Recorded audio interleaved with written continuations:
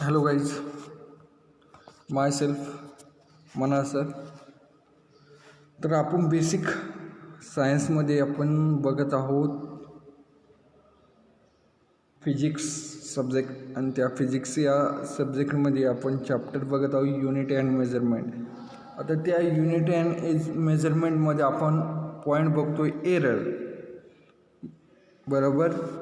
Error आणि यामध्ये what is mean bye error तर आपण काल बघितलं आहे, तरी पण बघूया एरर म्हणजे काय. An error is a mistake which may occur even is the most careful observation. म्हणजे ऑब्झर्वेशन करताना काहीतरी काय होते, मिस्टेक होते, किंवा प्रॅक्टिकल करताना जी झालेली मिस्टेक असेल तर त्याला काय म्हणायचं, एरर. आणि त्या एररचे काय होतात, काही क्लासिफिकेशन पडतात, काही टाईप पडतात, बरोबर. त्या एररचे काय पडतात, काही टाईप पडतात. तर त्यामध्ये फर्स्ट म्हणजे इन्स्ट्रुमेंटल एरर. मग what is mean by instrumental error.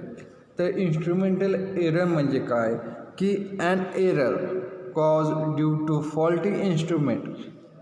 And error cause due to faulty instrument is called instrumental error. म्हणजे इन्स्ट्रुमेंटमध्ये काय असतात, फॉल्ट असतात, बरोबर. इन्स्ट्रुमेंटमध्ये काय असणार आहे, फॉल्ट असणार आहे, त्याला काय म्हणायचं, फॉल्टी. त्याला काय म्हणायचं, इन्स्ट्रुमेंटल एरर म्हणायचं, बरोबर. काय an error cause due to faulty instrument is called instrumental error, बरोबर. त्यानंतर सेकंड जर बघितला तर सेकंड आहे सिस्टमॅटिक एरर.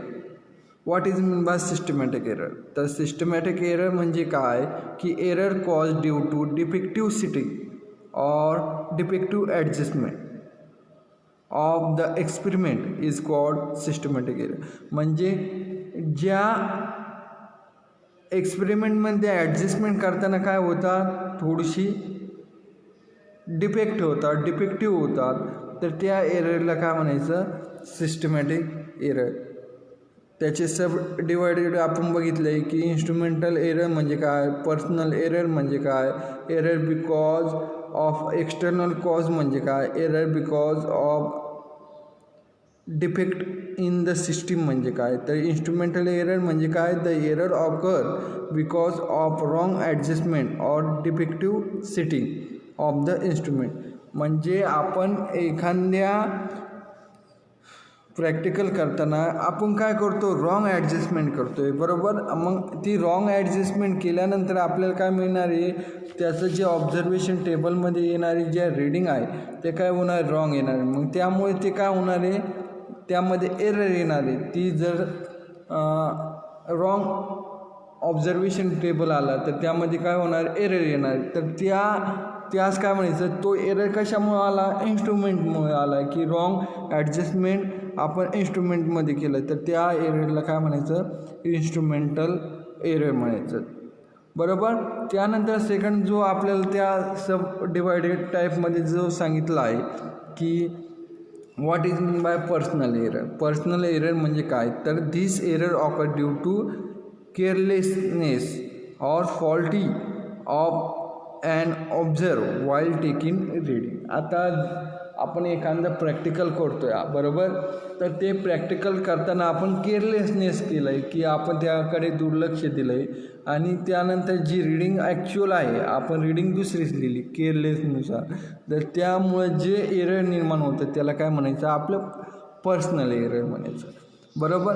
त्यानंतर थर्ड पॉईंट जो आहे त्यामधला सब डिवायडेड, तर error because of external cause. Error because of external cause. तर this error occur due to change in environmental condition. म्हणजे हा एरर कशा पद्धतीनं चेंज होतो की एन्व्हायरमेंटल कंडिशन असेल, फॉर एक्झाम्पल टेम्परेचर असेल, प्रेशर असेल किंवा ह्युमिडिटी, यानुसार आपण एखादं प्रॅक्टिकल करताना काय होतं, याचा काय होतो, इफेक्ट पडतो एखाद्या प्रॅक्टिकलला. तर त्याला काय म्हणायचं, error because of external cause, बरोबर. त्यानंतर Fourth, error due to defect in the system.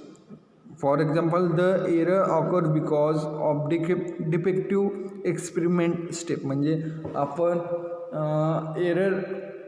Error due to defect in the system म्हणजे एखादी स्टेप एखादा प्रॅक्टिकल करताना स्टेप आपण जर रॉंग केली तर आपल्याला काय मिळणार आहे, आपल्याला एरर फाइंड होईल. तर त्या एररला काय म्हणायचं, error due to defect in the system. आता आपण जो थर्ड पॉईंट बघणार आहोत तो what is mean by random error. तर रँडम एरर म्हणजे काय, तर कशाला म्हणू शकतो आपण रँडम एरर. तर the error cause due to experiment condition and human limitation is called random error. Human limitation म्हणजे ह्युमनवर काय असणार, एखादं प्रॅक्टिकल असेल ह्युमन लिमिटेशन काय सांगितलं आपल्याला, the error cause due to experimental condition and human limitation is called random error. बरोबर, human limitation is called random error. त्यानंतर नेक्स्ट बघतोय आपण estimation of error. Estimation of error, तर त्यामध्ये जर बघितलं की if help to minimize the error and understand accuracy of the measurement process. It also help to calibrate the instrument. It help to minimize the error and understand accuracy and precision of measurement process. It also help to calibrate the instrument. त्याला काय म्हणायचं, estimation of error. त्या estimation of error आपल्याला काय दिलेलं आहे, खाली काय स्टेप दिलेले आहे, step for estimation of error. तर त्यामध्ये फर्स्ट स्टेप आहे कॅल्क्युलेट करेक्ट रीडिंग. आपल्याला जे एखादं प्रॅक्टिकल करायचं आहे बरोबर, त्याची काय करायची, योग्य काय करायचं, रीडिंग घ्यायची, कॅल्क्युलेट करेक्ट रीडिंग. त्यानंतर सेकंड स्टेप दिलेली आहे calculate mean value of reading. आता आपण एखादं प्रॅक्टिकल करतो तर आपण ती रीडिंग किती वेळेस घेतो, 3 वेळेस घेतो. तर त्यानंतर आपण जी मेन व्हॅल्यू काढणार ती काय करायची, व्यवस्थितपणे काढायची. त्यानंतर काय करायचं, कॅल्क्युलेट ॲब्सोल्यूट एरर म्हणजे जे ॲक्च्युअल व्हॅल्यू आहे ॲब्सोल्यूट एरर ती काय करायची, फाइंड करायची. त्यानंतर फोर्थ कॅल्क्युलेट मीन ॲब्सोल्यूट एरर. त्यानंतर फोर्थ काय करायचं, कॅल्क्युलेट मीन ॲब्सोल्यूट एरर फाइंड करायचं. त्यानंतर पाचवी कॅल्क्युलेट रिलेटिव्ह एरर. मग त्यानंतर ॲब्सोल्यूट एरर फाइंड केल्यानंतर रिलेटिव्ह एरर काय करायचं, फाइंड करायचं. त्यानंतर 6 कॅल्क्युलेट पर्सेंटेज ऑफ एरर. मग त्यानंतर काय करायचं, पर्सेंटेज फाइंड करायचं. तर स्टेप बाय स्टेप लक्षात घ्या, एस्टिमेशन ऑफ एरर कसं फाइंड करायचं की कॅल्क्युलेट करेक्ट रीडिंग घेतली बरोबर, करेक्ट रीडिंग घेतल्यानंतर नेक्स्ट मीन व्हॅल्यू फाइंड करायची बरोबर, मीन व्हॅल्यू फाइंड करायची. त्यानंतर थर्ड ॲब्सोल्यूट एरर कॅल्क्युलेट करायचं बरोबर. त्यानंतर फोर्थ मीन ॲब्सोल्यूट एरर फाइंड करायचं. त्यानंतर 5 रिलेटिव्ह एरर फाइंड करायचं आणि लास्ट म्हणजे पर्सेंटेज ऑफ एरर फाइंड करायचं. तर यामध्ये सर्वात महत्त्वाचं म्हणजे मीन व्हॅल्यू ऑफ रीडिंग म्हणजे काय, त्यानंतर ॲब्सोल्यूट एरर म्हणजे काय, मीन ॲब्सोल्यूट एरर म्हणजे काय, रिलेटिव्ह एरर म्हणजे काय, पर्सेंटेज एरर कसं फाइंड करायचं ते आपण काय बघणार आहोत, नेक्स्ट बघणार आहोत. तर त्यामध्ये सर्वात महत्त्वाचं म्हणजे ॲब्सोल्यूट एरर म्हणजे काय बरोबर. ॲब्सोल्यूट एरर म्हणजे काय? तर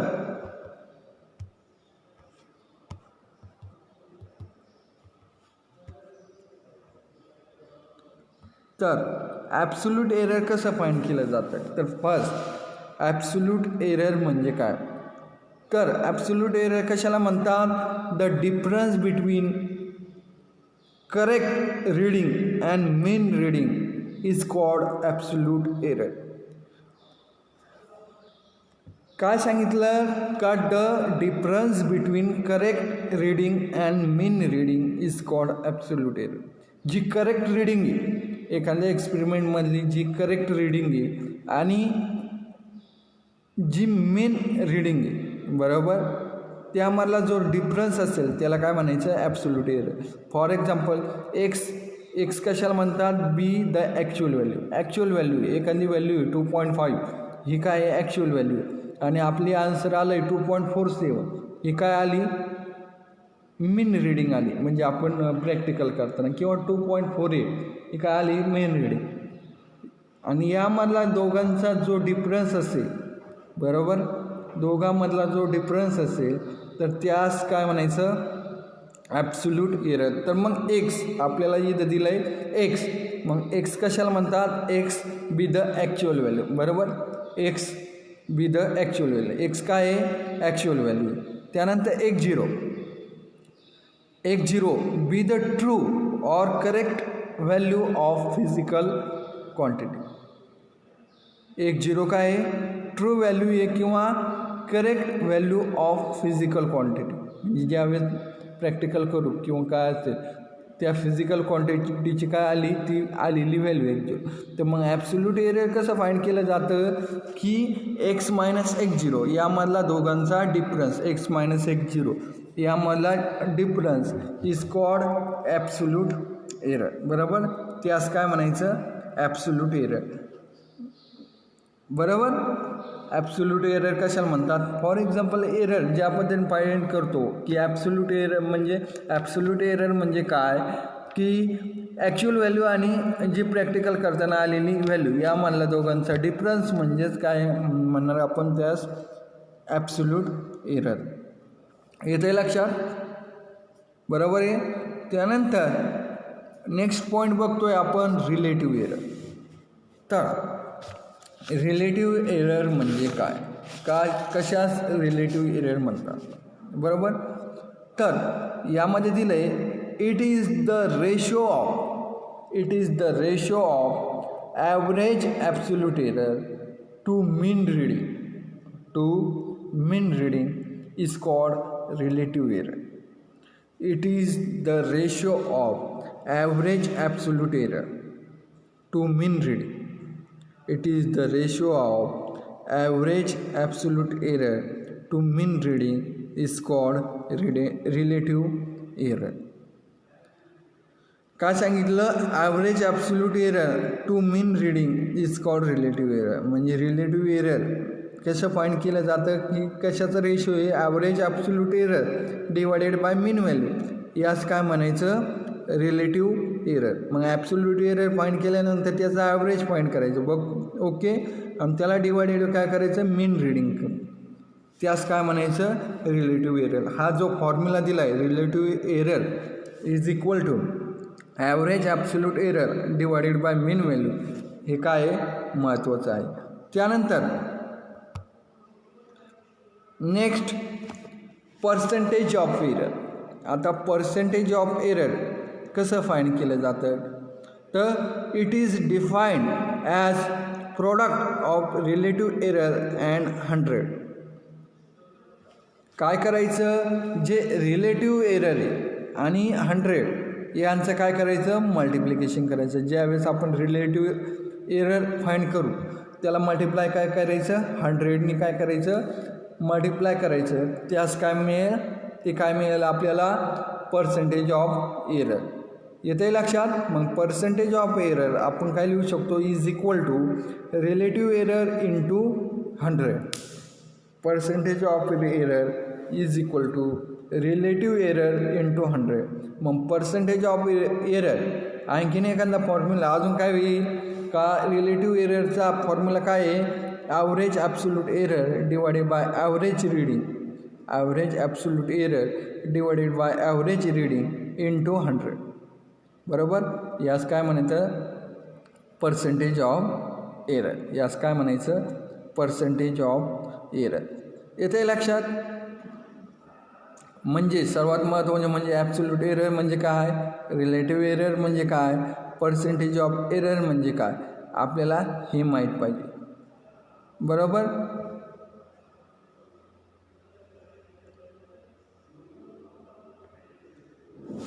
आता यामध्ये जो आपण फॉर्म्युला दिला आहे, बरोबर, आपण जो फॉर्म्युला दिला आहे यावर काय दिलं आहे आपल्याला, एक्झाम्पल दिलं आहे. आपण ते एक्झाम्पल बघू, सॉल्व एक्झाम्पल. तर त्यामध्ये जर बघितलं, फर्स्ट एक्झाम्पल दिलं आहे की the length of an object, the length of an object measured, the length of an object measured by vernier caliper is 4.78 centimeter, 4.78 centimeter. If the least count LC, least count of vernier caliper, if the least count of vernier caliper is 0.01 centimeter, least count of vernier caliper is 0.01 centimeter, calculate the percentage of error, calculate the percentage of error. तर आपल्याला काय find करायचं आहे, percentage of error. तर यामध्ये आपल्याला the length of object measure by vernier caliper, vernier कॅलिपरनी मोजलेली लेंथ म्हणजे एलची व्हॅल्यू काय दिली, 4.78 सेंटीमीटर. बरोबर. लेंथ दिली आपल्याला 4.78 सेंटीमीटर. त्यानंतर लिस्ट काउंट तो दिला आहे आपल्याला 0.01 सेंटीमीटर. बरोबर. तर आपल्याला फाइंड काय करायचं सांगितलं की पर्सेंटेज ऑफ एरर. मग सर्वात महत्त्वाचं पर्सेंटेज ऑफ एरर याचा फॉर्म्युला आपण बघितला आहे आणि तो म्हणजे काय आहे, पर्सेंटेज ऑफ एरर याचा फॉर्म्युला आहे average absolute error divided bye average reading into 100 किंवा रिलेटिव्ह एरर इंटू 100. मग ॲव्हरेज ॲब्सोल्यूट एरर, बरोबर,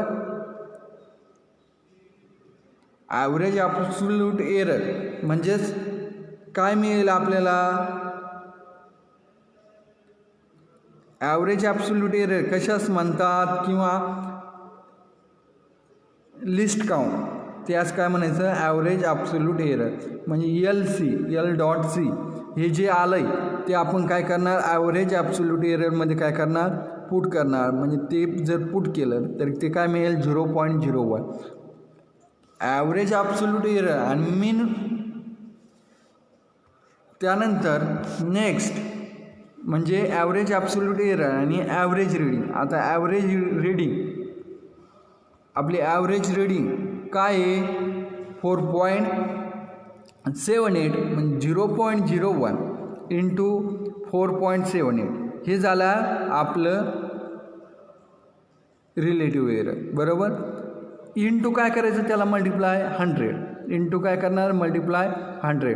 मग इंटू जर 100 केलं तर ते काय होणार आहे, 0.01 इंटू 100 जर केलं तर हे जे कॅल्क्युलेशन आहे ते जर आपण सॉल्व केलं तर त्याचा आन्सर काय येईल, 0.209%. मग या पद्धतीनं आपण काय करू शकतो, त्याचं काय करू शकतो, पर्सेंटेज आपण फाइंड करू शकतो. या पद्धतीनं एक्सरसाइजमध्ये काय दिलेली आहे, एक्झाम्पल दिलेली आहे. तर ते एक्सरसाइजमधले एक्झाम्पल तुम्हाला काय करायचे, सॉल्व करायचे. तर सर्वात महत्त्वाचं म्हणजे काय येते लक्षात, ॲब्सोल्यूट एरर म्हणजे काय, रिलेटिव्ह एरर म्हणजे काय, पर्सेंटेज एरर म्हणजे काय. हे जे 3 फॉर्म्युले आहेत ते काय करायचे, लक्षात ठेवायचे. येते लक्षात. आता त्यानंतर आपण बघणार आहोत सिग्निफिकंट फिगर नेक्स्ट लेक्चरमध्ये. आता सिग्निफिकंट फिगरमध्ये आपण बघणार आहोत त्याचे रूल्स. बरोबर. रूल्स नंतर आपण बघणार आहोत रूल्स फॉर, त्याचे रूल्स बघणार आहोत. आणि हे जे सिग्निफिकंट फिगर झाल्यानंतर जो फर्स्ट चॅप्टर आहे तो काय होईल आपला एंड होईल. मग त्यानंतर आपण बघणार आहोत इलेक्ट्रिसिटी, मॅग्नेटायझेशन अँड सेमीकंडक्टर, हा युनिट नंबर 2 हा चॅप्टर आपण स्टार्ट करणार. यावर अजून एक लेक्चर नेक्स्ट लेक्चर आपण घेणार आहोत. Okay, thank you.